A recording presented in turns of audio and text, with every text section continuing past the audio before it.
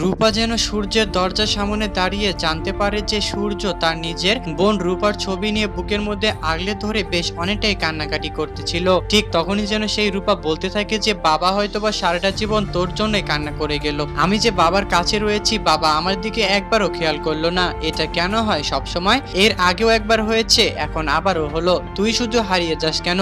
আমিও তো হারাতে পারি, তাহলে আমাকেও বাবা একটু ভালোবাসতো। তারপর যেন আমরা অপরদিকে দেখতে পারি যে আবারও সে রূপাকে দেখানো হয়। রূপাকে সেই গুরুর আশ্রমশালা থেকে একটি গুরু বলতেছিল যে তোকে না একটি মহিলাকে নিয়ে আসার কথা ছিল, যে মহিলাটি অনেক দূরে থেকে এসেছে।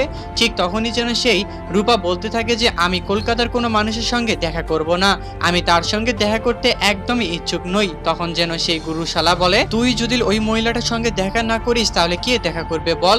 আমাদের মতো ছেলে মানুষ তো আর তার সামনে যেতে পারবে না। তখন যেন সেই রূপা বেশ অনেকটাই মন খারাপ করে বলতে থাকে যে আপনি আমার সঙ্গে যেরকম করেই কথা বলুন না কেন, আমি কোনোভাবেই ওই মহিলাটার সামনে যেতে পারবো না। তারপর আমরা অপরদিকে দেখতে পারি যে দীপা যেন আবারও আরিয়ানের সঙ্গে সেই গুরুর আশ্রমশালাতেই চলে আসে।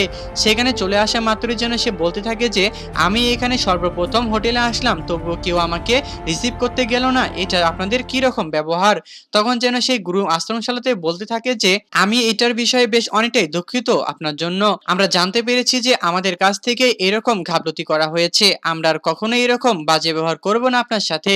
তারপর আমরা অপরদিকে দেখতে পারি যে রূপার আবারও ছদ্মনাম এবং ছদ্মবেশ ধরেই যেন দীপার সামনে নিয়ে আসে গুরুর আশ্রমশালা সেই লোকটি।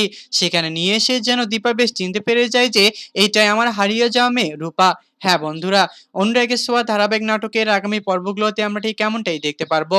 আর আপনারা যদি আমাদের চ্যানেলে নতুন হয়ে থাকেন তাহলে চ্যানেলটিকে অবশ্যই একটি সাবস্ক্রাইব করে দিবেন।